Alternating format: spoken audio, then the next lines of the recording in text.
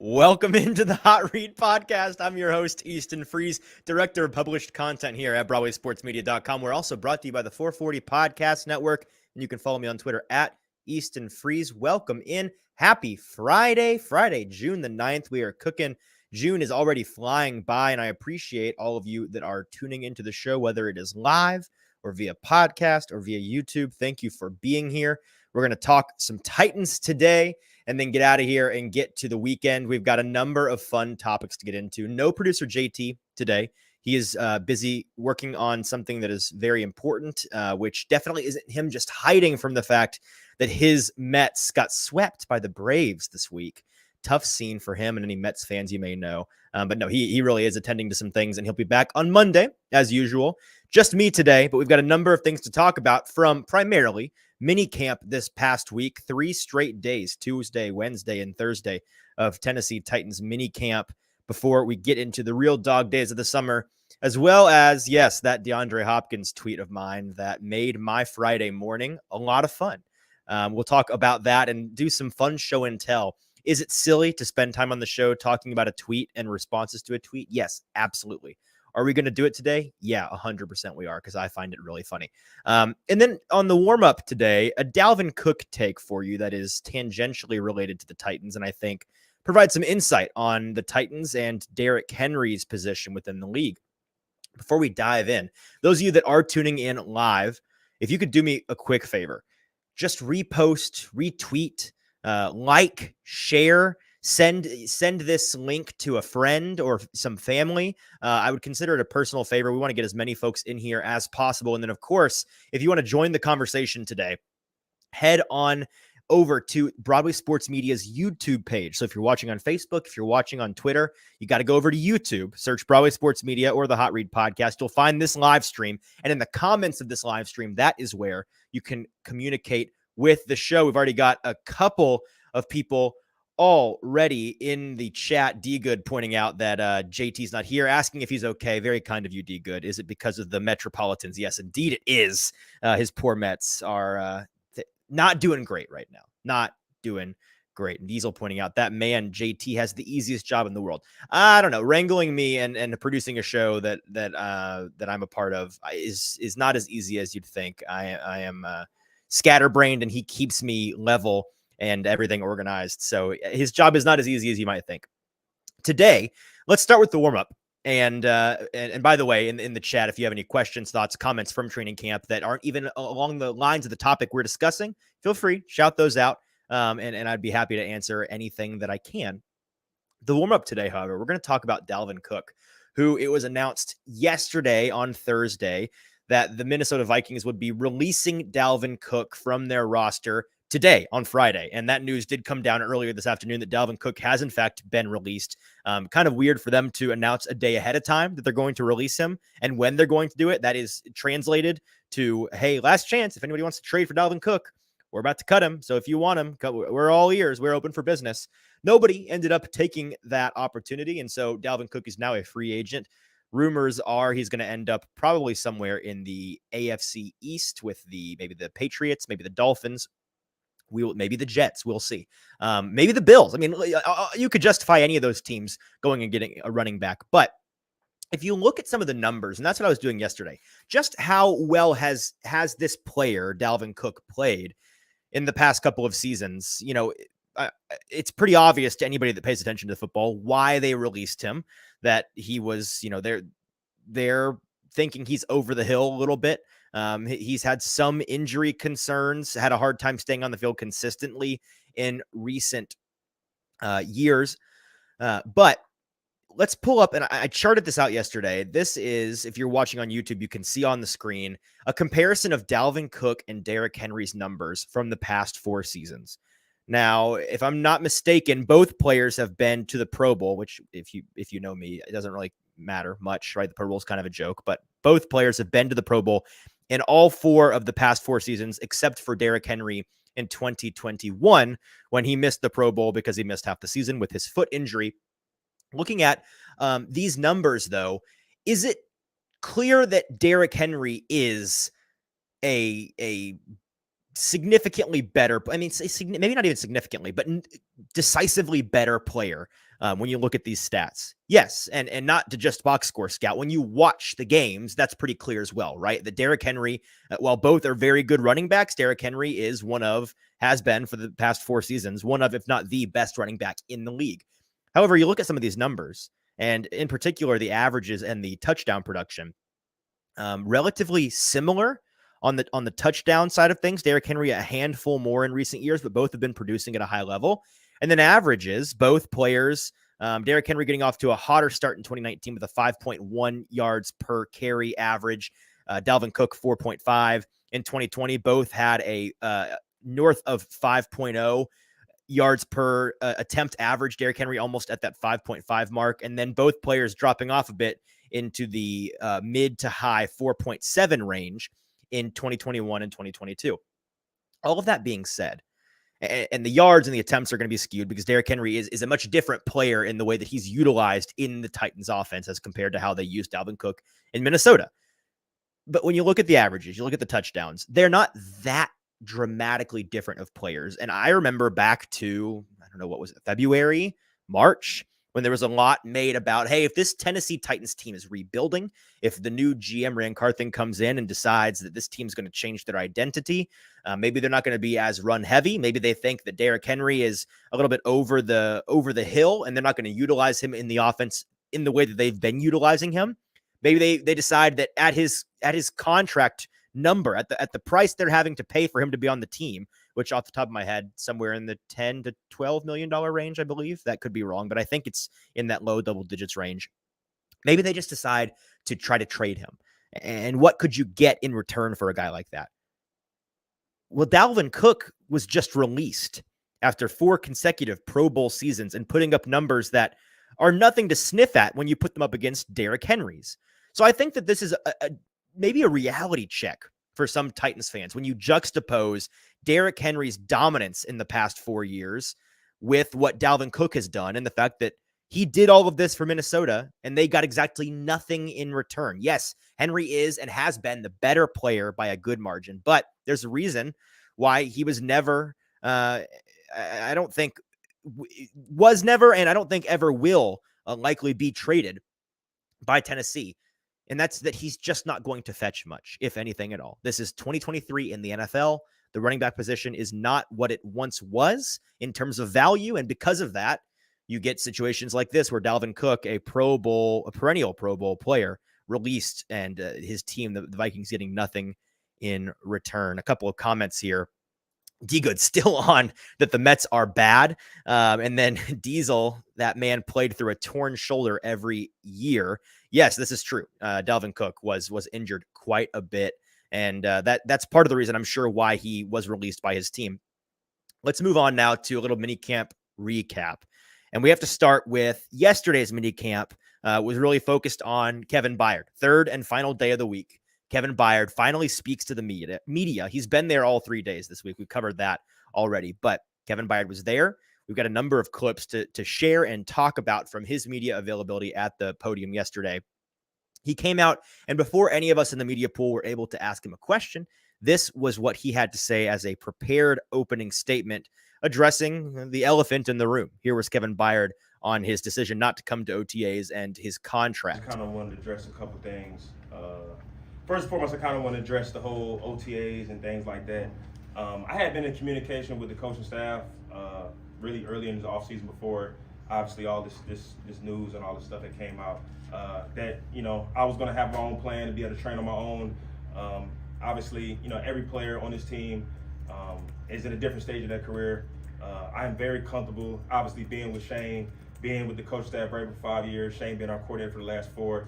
Very comfortable within the defense. I stayed in communication with the coaches this entire offseason about any new stuff that we had, any new nuances that was coming out within the defense. But I had been enjoying training on my own and felt it was very important. And it really was never any doubt from the coaches in my end that I wasn't going to be here for minicamp. I knew I was going to be here and be the same player that I always been, be the same leader that I always will be. So I kind of just want to put that out there. I know you guys got some other questions, but just want to put that out. So, and apologies for those that are watching. I'm not sure why the video is showing up as yellow. It wasn't yellow when I filmed it, but it's kind of yellowy now. But you get the gist.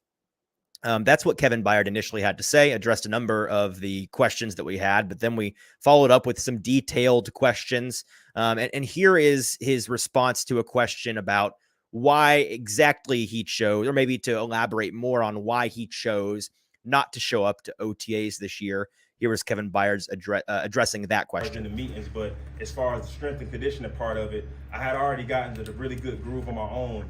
I had started working out probably 2 weeks after the Super Bowl on my own, and I kind of just wanted to keep that routine, keep that training going. And I felt really good out here today, these past couple of days with my condition and everything. So I'll continue to do that, obviously, through the summer and get ready to have.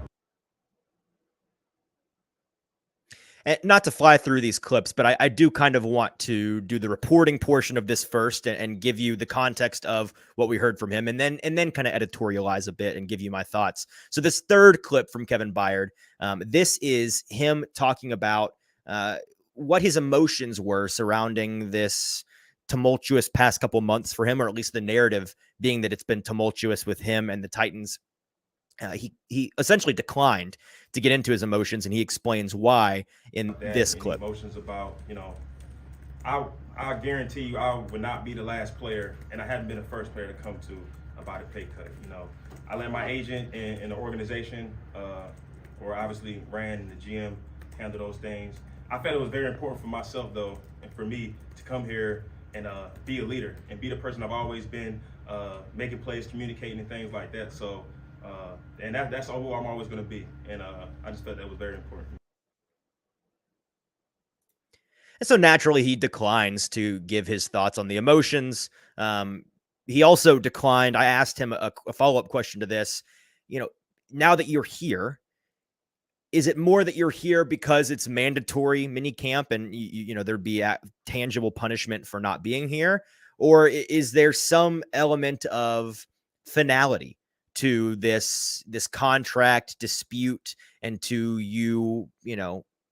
it's hard because he's not really up in the air to play for the Titans this year. He's under contract. It's just assumed, and reasonably so by all of us, that the Titans aren't looking to have a 30-something safety play on a 19 and change $1 million cap hit this season, and that they'd want to do something to that contract. Whether that's trading him, which I think is extremely unlikely, cutting him, which I think won't happen under any circumstances, or extending him, taking a pay cut. Those are the two other options, right? Either he can choose to agree to a new contract at a lower dollar amount and take a pay cut and help them with the cap in that way, or they can choose to extend him, push some of that money down the road, the financial hit on the books down the road a couple of years, and free up some space now. I guess the fifth option is that they could just ride with this contract. I don't think it's likely, but at this point, you got to wonder. All of that being said, is this, in him being here, a mark of some sort of closure around that situation?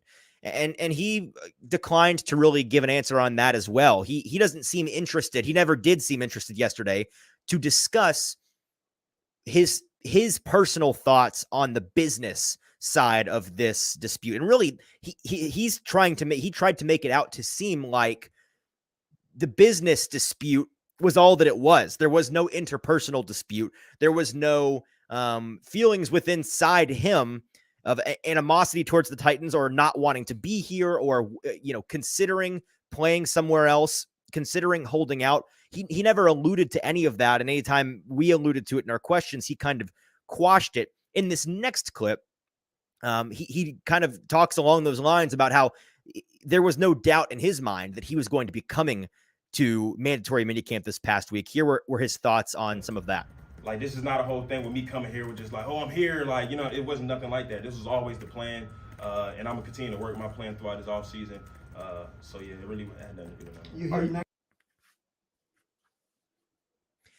This final clip was him talking about why he chose not to make a big deal publicly, whether that be on social media or through interviews or through podcasts. Here was his comments on why he chose to be pretty silent throughout the offseason so far. To clarify anything, that's one of the reasons why, I really wasn't just like active on trying to jump on the next podcast and, and stuff like that, or getting on social media, deleting, like all that's nonsense. Well, at least for me personally, I know players have different ways of how they handle things. I didn't see a need to do any of that because I didn't want to make it a story, make it a thing, because it's really not a thing in my mind. Like I said, every single day, I wake up in the morning with gratitude, and I just want to be the best player and the best person I could possibly be, because that's the only thing I can focus on. Control what you can control, because that's been my mentality, that's been my character my entire life. To control what you can control. You can't control if Kentucky takes your scholarship. You got to go to middle. You know what I'm saying? Like, you can't control those things. You just got to work on yourself and try to be a better player and a better person. That's it. My favorite part of that clip is when he catches himself in the middle of talking about going on the latest podcast, deleting stuff on Twitter. That stuff's not.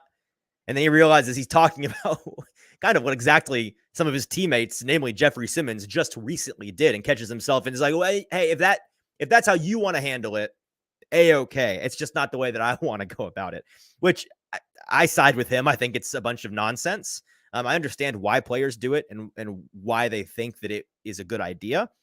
I disagree that it is a good idea, and I disagree that it's a wise thing to do. Maybe it works in some cases, but I just don't think it's a great look. I don't begrudge players that do it, though. Ultimately, I would agree with Kevin. If I was a player or under contract, really in any walk of life, I would find that kind of behavior nonsensical, and he certainly seems to think so. My thoughts on this are not a whole lot. Like, I think that he answered a number of the questions that I would have asked in this portion of the show, in me giving my opinion on the situation. Kevin Byard, there's a reason why he continues to win the award that the media pool here in town gives out to one player each year, as I forget the name. I think it's like the Good Guy Award, but it's essentially the guy in the locker room who was the best to us in the media and put up with us the best and gave us the most insight and was the most vocal and showed us the most attention and care. And he wins that award every year because he is always one of, if not the best interview in the Titans locker room. He kind of buried the lead at one point. I don't have the clip of this, but he mentioned yesterday that he first met Ran Carthon before he was ever hired by the Titans out in LA, I believe in California at the NFL's broadcast boot camp, which kind of burying the lead there. Kevin Byard in the offseason, brushing up on his broadcasting chops, getting the speech down, getting the media chops down a little bit. I have no doubt in my mind that if he chooses to go into media after his playing career, he'll be fantastic at it because, again, he's very, very well spoken. He's very willing to give his opinion on things. He's very willing to speak his mind. He's not boring. He's animated. He's a talented speaker. He holds your attention. So obviously can't say enough great things about him along those lines. And because of that, I think he answered a number of the questions yesterday. He handled a lot of this through the team, the guys that he pays for, pays in order to handle these things, the business side of his relationship with the Titans. He really seems to be doing all of this through them and letting them handle that. Now, is that me assuming that everything he said yesterday is true?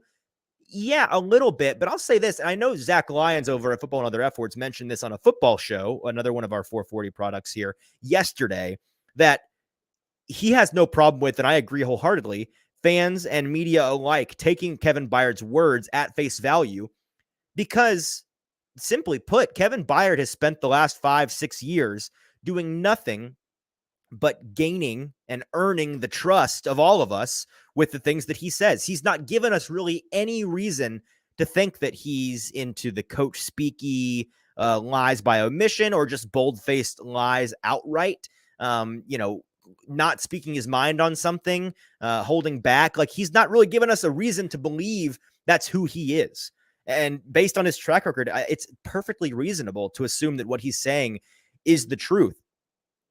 In retrospect, and I say retrospect because I think that by him attending minicamp this past week, this is a situation the Titans will probably be putting behind them relatively shortly. Again, I still think they're going to do something to that contract, but if they and Kevin Byard are in a good place in terms of him playing this year, there's not really a rush to I suppose if you needed room to go and get a guy like DeAndre Hopkins, perhaps that's the rush. But other than that, there's not really a rush before training camp or before the season for them to get that contract figured out. They could choose to change that later on down the road this offseason. And because of that, I think that things are kind of cool right now. Everything seems to be on the up and up. Everything seems to be all right. And while there's still some hesitancy, because again, he declined to give specifics on how his emotions were impacted by this. We can make assumptions that he's all right with it because he's ultimately, he's here for minicamp. He was here for minicamp. We did ask him if he's going to be here next week during the last portion of OTAs before the summer off. He essentially said no by not answering the question. I think it was Paul Kaharski who asked that question. He said he didn't want to get into all of that, which is a no, right? He would say yes if the answer was yes. But ultimately, I think that things are going to be fine along the Kevin Byard front. You should be able to breathe a sigh of relief at the fact that he attended minicamp, that he spoke to us, that he seems to not be all that upset, and understanding of the fact that football is a business and sometimes it's a cold business. And he said himself yesterday, he knows he's not going to be the first. He knows he is not the first and will not be the last guy to be asked on a team to take a pay cut. Now, there are fair questions to ask along the lines of, hey, Ran Carthon has come in to this organization and has made it pretty clear a number of times in the past, we want this team to be about bringing in homegrown players via the draft, via free agency or undrafted free agency, building them up here, developing them here, and then rewarding those homegrown guys when they produce for us. It was asked yesterday of Kevin Byard, does that message ring kind of hollow to you, considering with a guy like Jeff Simmons, who is the most recent example of that, and a guy getting rewarded? You can go back to Harold Landry the year previous, and you can go back to the times that Kevin Byard, for example, has been extended. Those things don't seem to align because guys like Harold Landry, guys like Jeffrey Simmons, rather, they did get that bag. And in Jeffrey Simmons' case, just very recently, this past month or so, with Kevin Byard, maybe that message kind of rings hollow a little bit. How can he, who has been, and I think still is, the poster child for homegrown Tennessee Titans guy that needs to be kept around, and based on his production on the field and in the locker room, the effect that he has as a team guy, as a company man, he's incredibly, incredibly valuable, maybe invaluable as an asset to this team. Shouldn't he be rewarded in that same way? And that's a fair question. And I forget exactly what his response to it yesterday was, but it was not animus. It was not frustration. He kind of skirted the question. And ultimately, I think that he, along with the Titans, knows they're going to come to some conclusion here. So for the time being, I think I'm content with his status with the team, with his standing with the team, with their standing with him. I think that things are on the up and up. And while he won't be here for OTAs, I'd be shocked if he is holding out of training camp by the time we get to late July. All right, let's move on. Some other things that I want to talk about from minicamp before we talk about that DeAndre Hopkins tweet of mine from earlier today, which should be a funny way to wrap up the show. If you didn't pay attention to this show earlier this week, on Monday, before minicamp, producer JT and I went through and drafted our top 10 things that we were looking to see. I say things, most of them were questions, right? Questions we were looking to have answered at minicamp this week. We got 5 of those questions answered and talked about that on the live show on Wednesday. And then today we're going to answer the other 4 questions. We combined 2 of the questions on Monday's show, talked about Will Levis and Malik Willis. Today we've got 4 more questions from that Monday episode that we want to talk about. And I've got the answers or non-answers from this week. We can have some resolution on that front. And then I've got a couple of odds and ends to mention from minicamp as well. But the first of those questions, and you should go listen to Wednesday's show to get the rest of them. Also a great show, also a great recap of what we've seen here at minicamp so far. What depth receivers on this roster start to make their push, state their case to be on this 53-man roster by the end of August? You always, around this time of year, start to see that race kick up a little bit. And I was expecting coming into the week to see one or a couple of those guys start to maybe solidify their standing with the team and the way that they're being utilized out there on the practice field. And the number one guy in that department this week, a guy who I came into the week really unsure of whether or not he would make the roster. I would say it was probably a 50-50 proposition on Monday. As of today, I'd say it's a 90-10 proposition with him. and I lean towards saying he's a lock to make this 53-man roster. It's the Titans' 7th round rookie, Colton Dowell. I know on paper, Colton Dowell, as a prospect and as a guy coming in as a 7th round rookie receiver, a very competitive position. I can see on paper why you'd be surprised or maybe skeptical is the right word of him making this team and then let alone, beyond that, making an impact for this team this year. I'm not going to promise that part, but I will say in terms of making the team and them giving him a chance to make an impact on this team this year, based on what we've seen at minicamp, like they like this guy a lot. I think that they really, really like this guy, and the way that they utilize him in team drills, in 7-on-7 drills, he's a big part of the offense. Now, he's not being built around, based on what we've seen, in a fundamental way, the way that you'd build around a Tyjae Spears or a Derrick Henry or a Chigga or a Treylon Burks. But he is being utilized a lot, and they're having him do a lot of the things that they have some of their more veteran receivers in NWI and in Racey McMath and in Kyle Phillips. The ways that they're utilizing them on the field, they're doing the same with Colton Dowell. And I'm at the point where I think Colton Dowell is almost a lock to make this roster, barring an injury or some dramatic drop-off in late July and throughout August at training camp. I really do think he's going to make this roster. My guy Stoney Keeley commenting here that his take is Colton Dowell is Ran Carthen's version of Juwan Jennings with the Titans, which is something that I had not considered. Stoney, I think that's a pretty decent take. And I could absolutely see, again, based on the way that they're using him, they like him. I think Ran Carthen and Mike Vrabel and the position coaches are very, very fond of him and his potential, even as a 7th round developmental guy. And I could absolutely see him being used in that way, the way that Juwan Jennings has been used out there in San Francisco the past couple of seasons. All of that brings me to this question. And before we move on to the other questions we have to answer, I want to propose another question for you to noodle on for a little bit as we get closer and closer to 10,000 way too early 53-man roster prediction articles that you're going to see over the coming weeks. How many spots are actually up for grabs at the wide receiver position on this 53-man roster? Again, a lot will and can change between now and the end of August. But right now, how many guys can you say are locks to make this team at the wide receiver position? Treylon Burks, Kyle Phillips, NWI, and Chris Moore, the newly acquired former Texans wide receiver. That's 4 guys. If I include Colton Dowell as a guy who I think is bordering on a lock, that's 5 receivers already.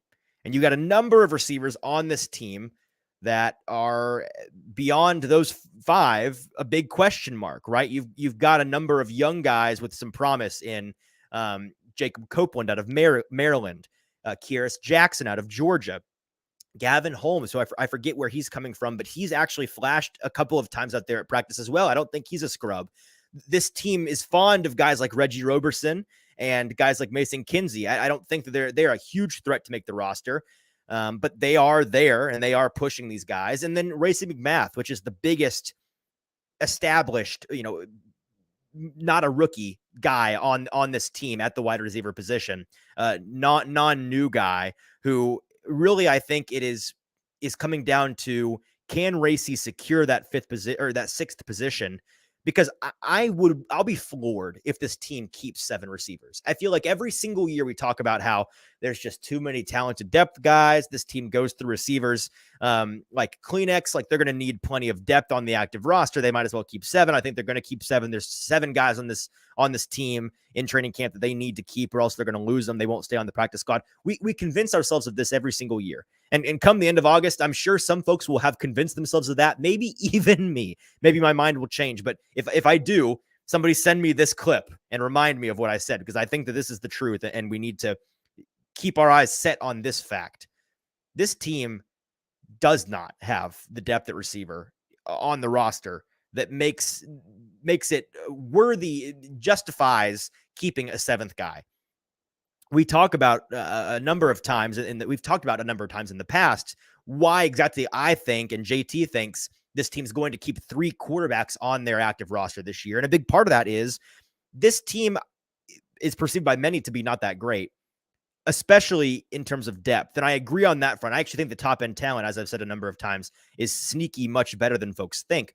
But the depth is certainly a big question mark at most positions. And because of that, the 45th through 53rd best player on this 53-man roster when they cut it down at the end of August are going to be guys that are, they're going to be practice squad caliber guys that you could probably put on the practice squad and not lose. Whereas a guy like Malik Willis or Will Levis, you put him on the practice squad, he's going to get scooped up by another team. It's just a fact that's going to happen. They're too valuable. And because of that fact, I think that this team has, a number of other skill position players at the running back position, at the tight end position, and at the quarterback position. They have too many of those guys to justify keeping a seventh receiver. I think they keep 6. You could convince me they keep 5. It wouldn't blow my mind if they kept 5 and just went with those top 4 guys and then Colton Dowell or maybe Racey McMath, depending on how camp goes. I think they'll keep 6. And because of that, I do think you have Racey McMath, Jacob Copeland, Kieris Jackson, and maybe Reggie Roberson competing 3 or 4 guys for just one spot on this team. I'd say right now the heavy favorite is Racey McMath, but I have seen Jacob Copeland flash a number of times. I'd say that he's the runner-up for sure right now in that race for the 6th wide receiver spot. He's flashed at camp, and I'm excited to see once they get pads on, once we get to see some more action in late July and early August. Excited to see what he's got. Also, drinking game for today's show. Drink every time I say late July or early August, and you're already dead. I'll quit saying that. Let's move on to the next question. Elijah Molden, formerly a cornerback on this team, known as a cornerback on this team. I say formerly, maybe not formerly. That is the question, right? Is this guy going to be playing cornerback or safety for this Titans team in 2023? And unfortunately, we didn't get a ton of clues as to whether or not they're wanting to transition him because he didn't practice on the field a whole lot this week. I don't know. They've not disclosed. He's not disclosed what exactly he's working through or why he hasn't been out there every single day this week. I think he was out there for 2 of the 3 days, if I'm not mistaken, but maybe I know he was there for at least 1. I know he missed at least 1. I forget on the 3rd day whether he was there or not. The point being, we've seen him so far this offseason play at safety a couple of times. Part of that was because of the necessity with the top 2 safeties on this team at one point at OTAs in previous weeks not being out there and them needing somebody to play safety. From a physical standpoint, from an athletic testing standpoint, he fits the bill. And there's been rumors since he came out and was drafted by the Titans that he could be a guy, he could be a decent candidate for that transition to safety and be that press safety that you have as a blitzer, as a guy in the slot, in the nickel, in dime, coming in on those sub packages and being a guy that can cover as well as play the safety position well. We didn't get a ton of clues to that this week, unfortunately. So my answer is that we didn't get a huge answer to that question. We did hear from fellow defensive back Monty Hooker, who is a bona fide safety, about Elijah Molden and how he's performed back there in his limited snaps so far. Amani had good things to say, said that he's handled it well, that he's enjoyed him being back there, and it's nice to have him. I certainly think that the take from Titans fans should be, I hope that they move him, because beyond Amani Hooker and Kevin Byard, you have a bunch of lawn chairs and deck furniture at the safety position. You need somebody to be able to rotate as well as somebody for depth. Heaven forbid one of those top 2 guys goes down with an injury, which in recent years we've seen Amani Hooker deal with some injury problems. So I think that him being a safety this year would be really nice. Ultimately, if the Titans go into the year and decide we're just going to label him defensive back, he's going to be a flex guy for us. We're going to have him play cornerback when we need a cornerback in the slot. We're going to have him play safety when we need a safety, and we can use him as buzzword, one of those versatile guys on this roster. They want to be as versatile as possible. He gives them the option to do that, and I think that that's a pretty decent chance that is what happens. Next question that we have to answer. And not to neglect the chat. Sorry, without JT here today, I'm having to juggle 14 different things. Stoney over at Sobro saying, Trayshawn Harrison Hive, stand up. I mean, listen, he's flashed some at camp as well. We need a bigger sample size, really, on Trayshawn Harrison. I would say that he's not a guy that is out of the running, but certainly has a lot of work to do should he get into the running. Pointing out that Gavin Holdens came from Baylor. Thank you, my deep dive scouting extraordinaire friend. And then he mentions that which of the guys do you think ends up with punt or kick return duties? Great question. I'm going to try to be careful not to get into things I can't talk about, but I would say that they are leaning away right now from having Kyle Phillips handle any of that.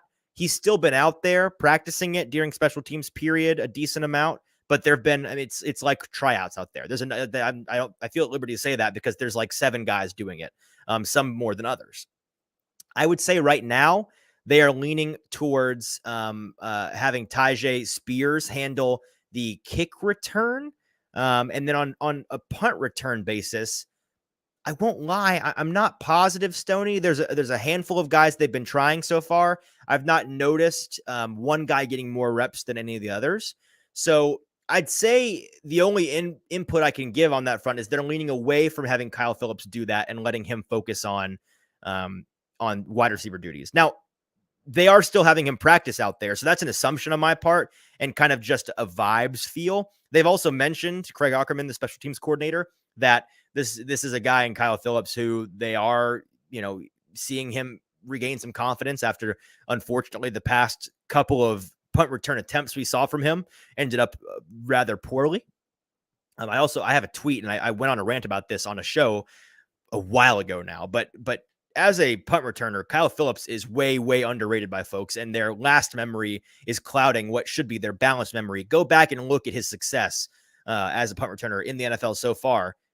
He's a lot more than just a couple of muffed punts. He's the best punt returner by a country mile that this team has seen in a long time. But luckily for the team, if they're wanting to not play him at that position, they've got a number of guys now at that position who could ultimately give them some juice there, and they don't have to roll out 30-year-old receivers back there like they did last year in Bobby Trees to try to return punts and really not bring any juice. Another question from Clout House ENT about Fulton holding in or if he's injured from all of his yoga. I will answer this and we'll talk to this in a moment. So I'm going to hold on to that question real quick. Let's move on and get these last couple questions we have to answer for Monday out of the way. The third question we have to answer today is, what kind of clues did we get this week about the offense? We know a lot's going to change. What clues did we get as to what it's going to look like? I can't give a ton of specifics, but like I've said a number of times at this point, this offense, if I had to describe it in 4 words, these are the words I would use based on what we've seen so far. It's going to be much more fun than you're used to, much more exotic than you're used to, some interesting formations, interesting plays that you're like, I'm not sure I've ever seen that before. I certainly have never seen the Titans running that kind of play. The third word would be multiple. There's going to be a number of different looks that you're unfamiliar with this year. A decent amount of 11, 12, 13, 21, 22 personnel looks that you're unfamiliar with. And then the fourth descriptor I would use is positionless. I've mentioned this a good bit, but they're really leaning into the versatility of a lot of these skill position players and having them play some positionless ball. Guys like Chikakonkwo, guys like Derrick Henry, who we've seen that a decent uptick of positionless play in recent years. Guys like Tyjae Spears, who we know offers a good bit on the ground and through the air. All of those guys are really good examples of how this team's going to be using guys in a lot of different ways at different positions, in maybe some untraditional ways this year that should excite you. I think that all of the vibes from the offense, all the things that I can say on the offensive side of the ball to answer this question are good. They're positive. They will have you excited. So it's all good news. That's really all I can say on that front. So those are the clues we've gotten so far. A lot more to come later in training camp, but so far, really positive. The last question, and not a whole lot to give on this front, more later in training camp, but we were asking the linebacker depth, namely the interior linebacker depth. What does it look like? Is it too thin? And are the top line guys going to be good enough to cut it? Or are they going to be the weak point of this defense, right? To speak to those two separate questions separately, in terms of the top line guys in Azeez Al-Shaair, who just came from San Francisco and played there at inside linebacker in limited capacity, but we saw good things from him in his play so far. And then the Titans' homegrown guy who they're hoping takes a leap this year in Monty Rice, he's really the linchpin here. I don't have any questions along the Al-Shaair side of this coin. I don't think that he's going to be an issue. I think that he's going to be, at worst, a competent inside linebacker and not leave you wanting a whole lot more. With Monty Rice, I don't know. And that's really, I think, the linchpin to all of this. He is the straw that stirs this drink. He has to step up in a big way this year, and he's got to stay healthy. I'm more concerned about him staying healthy than him stepping up. I do think he's a somewhat limited linebacker, but at his best and when healthy, I do think he provides what this team needs, a bare minimum at the inside linebacker position, and those two can make a nice tandem. And again, he's got time and room still, I think, to develop. Maybe he comes out and the best version of himself this year is better than we've ever seen. The big question is injuries, and we've not seen him capable of staying on the field for an extended period of time really at all. And because of that, it gives you some pause, because behind him, and I got to put my roster up on the screen here to remind myself of all of these guys at the inside linebacker position in terms of depth. Ben Neiman out of Arizona, Luke Gifford, who is a special teams ace they got from Dallas, Chance Campbell, who's another homegrown late round guy out of Ole Miss, Jack Gibbons, Dr. Gibby is still back there, and then undrafted free agent Otis Reese IV. Doesn't inspire a lot of confidence behind Monty Rice and Azeez Al-Shaair. So certainly something where you're going to want one of those guys. Maybe it's Chance Campbell, maybe it's Jack Gibbons, both of which we've seen increased play and increased level of play last season as compared to their rookie year. Maybe it's those guys that step up and offer a nice third option. But if they're not, and it's not Luke Gifford, who we know is a stud on special teams, but may not really offer anything on actual offensive play or defensive plays, rather, it leaves something to be desired on that front. So like is the case with a number of things for me with this team, I'm much more concerned with the depth than I am with the top line talent. All right, let's get into some other odds and ends from camp, and then we'll get to that DeAndre Hopkins tweet, which is what I'm trying to get to, because that's the fun of this. That's the dessert to today's episode. I wanted to check in on Jeffrey Simmons. I realized we hadn't played any clips or talked a whole lot about Jeffrey Simmons on the show this week or throughout OTAs a whole lot. So got a clip from him yesterday. He spoke to us, gave a lot of his time, and I'm very appreciative of that. This is really just kind of an OTAs and mandatory minicamp check-in with Jeff Simmons, with big Jeff Simmons in the middle of the defensive line. Here he gives a number of his thoughts and kind of an overview of how the offseason has gone for him so far. Flying around, having fun. That's what it's about. This is where it started. We know last year we didn't finish where we want to finish at, and honestly, it don't matter. We're trying to build something here, especially on the defensive side. That chemistry, we had everyone here. Everyone we talk about it. We have a word every day, and just the message, each guy's, I think everybody on the defense pretty much got up and spoke. So we everyone on the same page. So, and I think that's the biggest thing with us, communication. That's what we talk about each and every day. Let's communicate, let's fly around, let's have fun. So this week, the last couple of weeks has been what we expected. It's a new year. Now, Jeff went on to talk about, and along the lines of a comment he made actually earlier this week, not yesterday, but he was talking about, and this was something that was going around, making its rounds in the national media. He was talking about how this team is interested in not a rebuild. They're not going through a rebuild in his eyes or in the team's eyes. They're going through establishing a winning culture and building something within that building for sure. So there's some building going on, but in terms of a rebuild, in terms of them not being competitive, that is by no means what they are expecting of themselves this year. And it is something that I think that they take a little personally in that locker room, which naturally, right? Of course they should.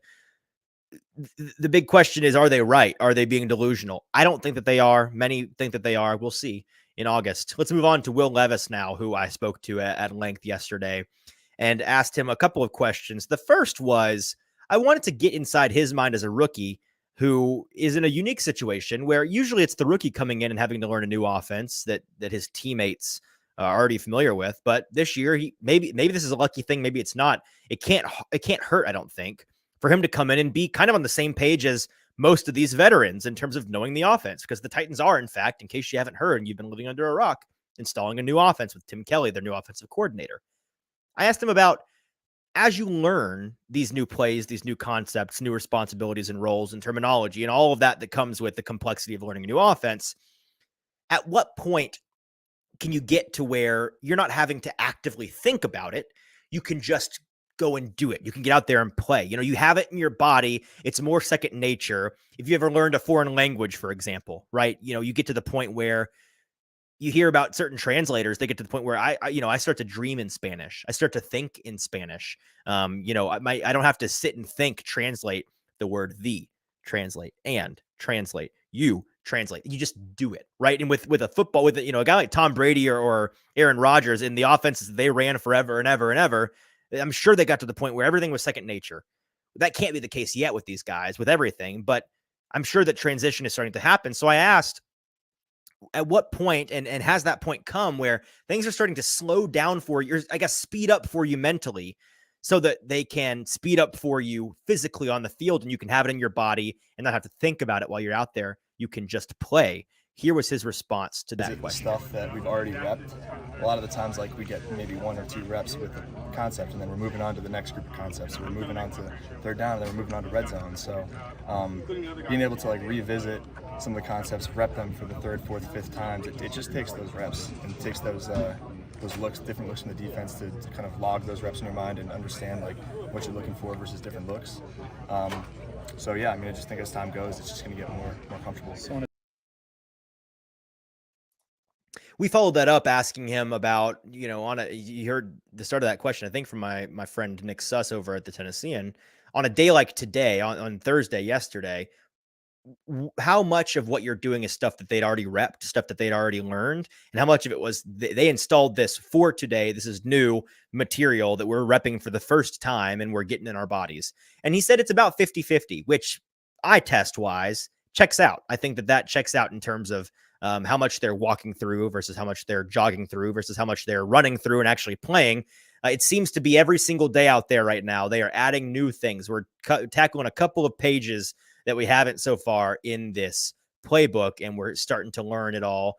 And I do think that there's some natural concern there that maybe is being overlooked by some Titans fans, just along the lines of when you install a new anything into a team, these football teams are, at the NFL level, everything is a well-oiled machine. And so you think back to Tom Brady in Tampa Bay is the example I go to a lot, because you saw that Super Bowl winning team. They went on to, after their week 13 bye or whatever it was, I think win 7 or 8 games straight all the way to the Super Bowl as a wild card team. But before that, they were like 5-6, 4-6. I forget. They were either at 500 or just below it going into their bye. And the question was, are they even going to get into the playoffs in Tom Brady's first year in Tampa Bay? I think we're going to see that this year. We certainly saw it last year in Denver with Russell Wilson. And I think this year you're going to see a decent amount of that in New York, in New Jersey, when Mr. Aaron Rodgers is trying to play for the Mean Green up there. All of that to be said, I think the same thing kind of goes along with a new coordinator and with a new offense. It may be kind of clunky at first. There's a lot of new moving pieces on this offense in terms of skill position players, 4 of the 5 offensive linemen, offensive coordinator, playbook. That's a lot of new stuff. And even if it is ultimately by the end of the year going to be incredible, Tim Kelly is getting head coaching opportunities. This team is averaged almost 30 points a game, and they scored a ton of touchdowns, and the offensive line looks a lot better. It's not going to start out that way, right? It's going, you have to grow to there. You're going to have to get to that point. So I do think that's something that's maybe being overlooked by some folks, and it's a narrative that I'm going to continue to track down as we go throughout camp and get closer and closer to the season. The last clip we have today is also Will Levis. And I asked him about his touch, or we in the media, we asked him about his touch and, the speed, the velocity, the trajectory with which he throws the football. And, he's got a reputation as being kind of a fastball pitcher. Has he been working on implementing some more touch into his game? Here's what he had to say. Working on throwing the ball with more touch and having a little bit more pace with my balls. It's kind of been the opposite here. There's been a couple instances where I was aiming the ball and I was trying to put some air under it when, Coach Brave just come up to me after practice, just freaking throw it, just don't think about it and just use my, ability that I have to just not think about putting the pace on it, understanding the times when to, but a lot of the times, just put it on the guy. Yeah. And that is not the answer that I expected for him to have in Tennessee been told, hey, maybe less touch. Maybe that's a good idea. I will say that doesn't really match what we've seen.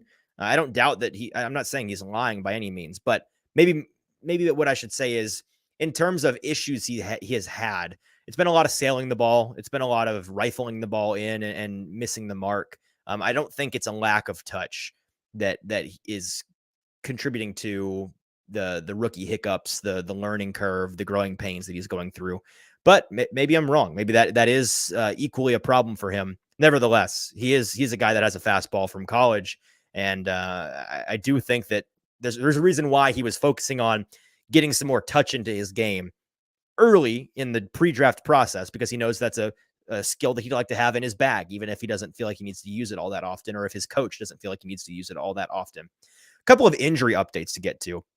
Mike Vrabel yesterday morning was asked about a handful of guys that I figured I would just clue you in on.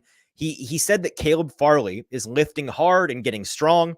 He also added that Dylan Radins is coming along well, but he does not anticipate Radins being available for the beginning of training camp, which should be obvious to everybody. Late season ACL tear, I think week 13 or 14, maybe even later than that last year. Offensive lineman. He may not be an impact on this team at all this year. It may just be a wash year for him and see you in 2024. With Caleb Farley, the expectations are rock bottom. This is the last year for him to really prove it for this team. I do think he makes the roster, and I do think that they give him every opportunity in the world to justify keeping him around. He's going to have to justify keeping him around because so far he has not.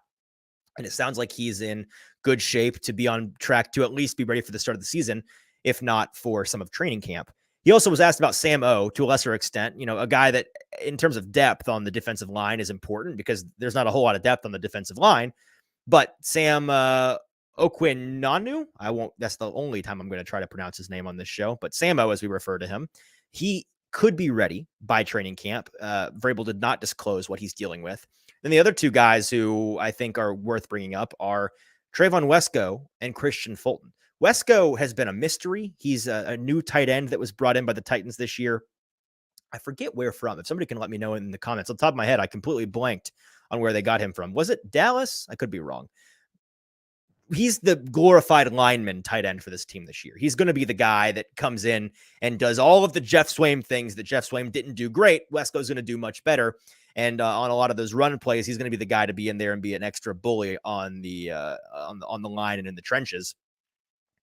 Christian Fulton is a guy who we know about as the cornerback on this team, who is the best in terms of top end talent, but also not on great terms with the team. I don't think thank you, Jacob, came from the Bears. Okay. Trayvon Wesco from the Bears. I don't know where I got Dallas from. With Wesco, we don't know where he is. It's just been assumed. The assumption is he's dealing with some injury, that he's there. He's just inside working with trainers on a treadmill or on a bike or whatever it may be. We should have asked. I'm not going to lie to you. I'm not sure why we didn't ask. It kind of just hit me while I was prepping for the show. Like, did it? And maybe somebody did, and I just missed it. I'm not positive we asked, and I don't know the answer to that question. But it is concerning because if he's not out there, you don't really have a great guy in terms of a bully blocking tight end that's going to be a plus player on those heavy packages and on those run plays where you're trying to just dominate the line of scrimmage. He needs to be out there. And I'm sure the expectation is that he will be, but we've not heard anything along those lines. With Christian Fulton, it's weird. Okay. Mike Vrabel said yesterday that Christian Fulton is here, which we knew. And he said that we imagine he'll be ready for training camp. So does that mean he's dealing with an injury right now? Does that, like Clouthouse ENT mentioned a couple of minutes ago, like, is Fulton holding in? He's not holding in. I don't think that that's the case. For what? A contract? It's not happening. Or is he injured from all the yoga? I don't know if he's dealing with an injury or if there's another opportunity here for us to forget. He could just not be conditioned up. Like, they could just be working on getting his conditioning up, and that's why he's not out there. But if that's the case, why wouldn't Vrabel just come out and make it simple and be like, he doesn't have an injury, he's just not out here yet, we'll see him at camp, right? I don't know why he didn't do that if it's not for the fact that he's dealing with some injury. Maybe it's soft tissue. Paul Karski tried to ask him that question on Wednesday. Mike Vrabel was not interested in answering that question, to say the least. So as we mentioned on Wednesday, the Christian Fulton vibes are still low. And I think this is his last year with the team, if he even plays the year. He is, I think, the number one trade target on this team.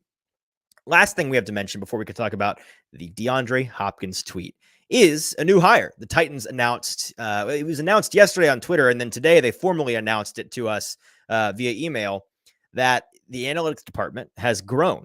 The Tennessee Titans have hired Sarah Bailey as their Director of Football Research and Development. In the email sent to us by Titans Research and Development, I suppose, they said that Bailey joins the Titans after spending 6 years with the Rams and in their analytics department. She originally joined the Rams as a football analyst in 2017 and was promoted to manager of football analytics in 2020. In her role with the Titans, Bailey will lead the analytics department, which will provide information to assist the coaching staff and scouting departments, both college and pro.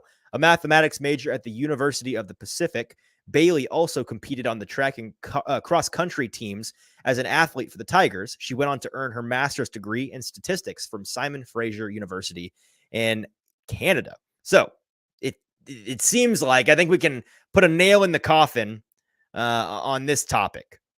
The analytics caveman for the Titans for so long was John Robinson and not Mike Vrabel. This is yet another swing in the direction of John Robinson. Like, hey, dude, it was your fault that the Titans weren't big up on analytics. And we kind of assumed that at the time. I think it was Kevin Clark over at The Ringer. Apologies if I'm giving the wrong credit to the wrong person here.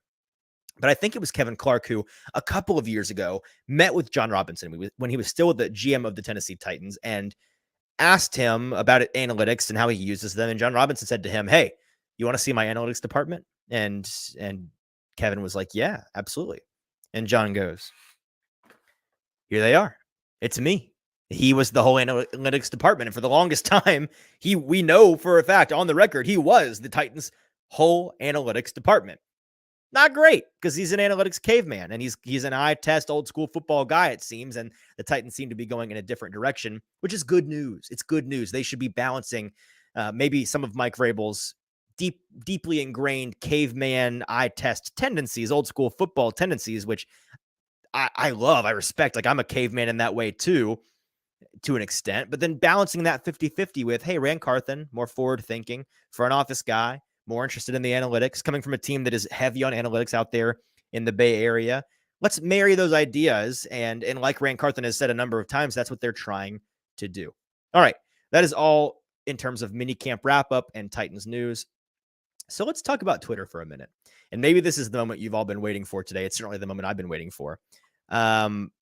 Last question. I'm so sorry. Let me answer this question in the chat from Cloudhouse ENT. As of today, do the Titans roster 3 quarterbacks? Yes, absolutely they do. I think that they keep all 3 guys. If you let one of Levis or Malik Willis go to the practice squad, you're going to lose him. Another team is going to scalp him from you. You're not going to be able to protect him forever, and he's going to be lost. That being said, I do think that there's a chance they don't, if they just really fall in love with one of those 2 guys and the other guy kind of falls by the wayside in training camp. Right now, I'd say it's a 95-5 split of will keep 3, won't keep 3. So I would lean heavily towards them keeping 3. All right. So let's talk about this tweet. I accidentally broke Titans Twitter earlier this morning, and it really has made my day. If you know anything about me, you know I'm big on sarcasm. I love parody. I love satire. I love sarcasm because it's the funny things in life that make life worth living. Maybe not to get too deep, but like life is hard enough, and people should embrace fun. I didn't realize how many people were allergic to fun on Twitter, but I guess that's sort of the nature of Twitter at times. Unfortunately, some of its worse nature. I tweeted this out today. I said, if you're not watching and you're just listening, I tweeted out a video, and the caption was, the idea of DeAndre Hopkins is nice, but upon further review of his 2022 film, it's clear he's washed. Nobody should be foolish enough to pursue this player who is clearly on the decline, simply not worth the risk. And that was the caption for a video that if you spent 10 seconds watching, you realize that the caption was satire. It was a joke. It was making fun of people that actually think these things about DeAndre Hopkins, that he's lost a step, that he's washed, that he's old news, that he's over the hill.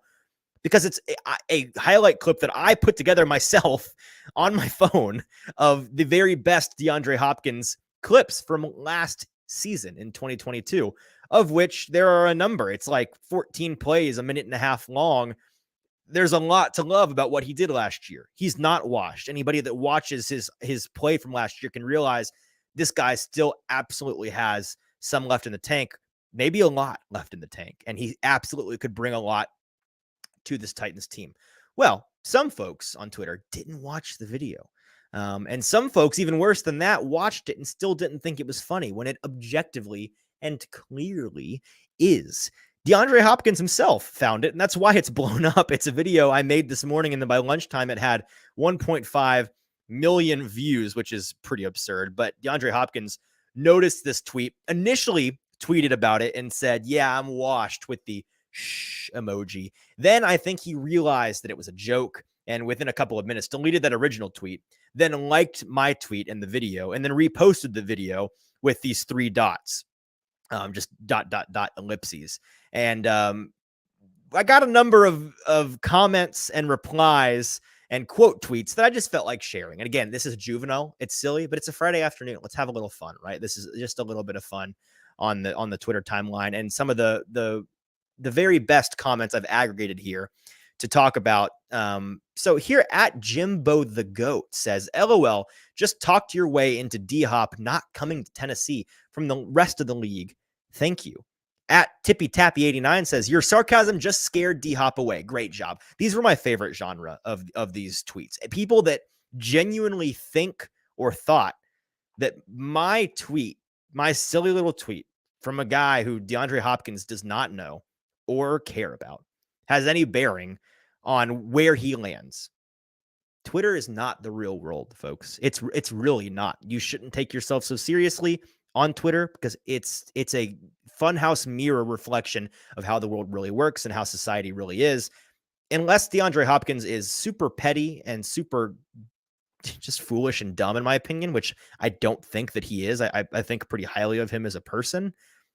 That's not going to factor into his decision making. But some folks really do think that I ruined their favorite team's chances of landing DeAndre Hopkins, to which I'll say, if you genuinely think a player wouldn't come to play for your favorite team because of a silly tweet from a guy he doesn't know that covers the team in question, you shouldn't want that guy on your team, man. That person is a child. That person needs to grow up. That person has some security issues. Let's talk about some other ones. These were particularly aggressive. These ones hurt, man. At Alex Giles 172. I said that DeAndre Hopkins got it, which he clearly did based on how he behaved. I also had some folks that did some internet sleuthing for me, which I appreciate. They sent me examples in the past of DeAndre Hopkins tweets that he enjoys, tweets that are he quote tweets that are positive about him. He puts, apparently it's his thing to put ellipses when he likes a tweet. So if that is the case, and they found like 4 or 5 examples of him doing that for like DeAndre Hopkins gives to charity, DeAndre Hopkins, monster game. Like that's been the way that he handles quote tweeting things that he wants to just repost. Right. So I think he appreciates my tweet. Bethany King, or excuse me, Alex Giles says, I doubt that DeAndre Hopkins got it. Stupid post, but not surprised from you. Alex sounds upset. I don't think he's a huge fan of mine. At Bethany 122385542 says, man, you better stop this, all caps crap. You better hope he signs Sunday, or you got some question marks to answer.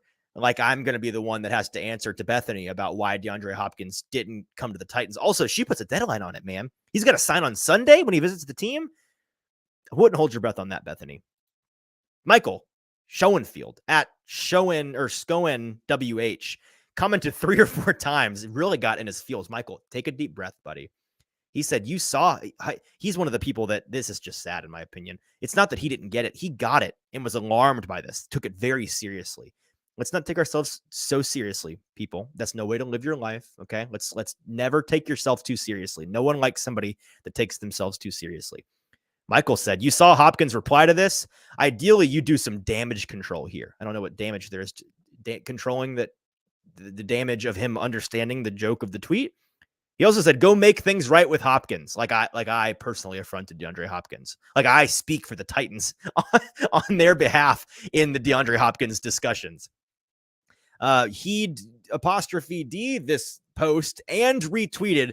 Dotted. I see that he turned ellipses into a verb. Okay. He ellipsed this post and retweeted. Maybe add an update or edit or this is not great English on his part because this sarcasm doesn't translate well, clearly based on the responses. I disagree. It translates well to everybody that spent 10 seconds watching the video, and it didn't translate to anybody that didn't watch the video. And apologizing is, don't ever apologize on Twitter. It's dumb. Unless you do something that truly hurts somebody. If somebody on Twitter is demanding you apologize 10 times out of 10, maybe 9.9 times out of 10, don't apologize. Let's see. Peter Fence here. Just say hi, I'm stupid. Dom says, you're a broadcaster and don't even know football. Go find a new job, bud. Love that one. At Lil Aiden 2X, you just ruined our chances, dummy. Oh, another one of the guys that think that my tweet has any bearing on where DeAndre Hopkins goes. DHop just called you out by retweeting the video, apparently. Better come clean to him and explain how you have shitty sarcasm.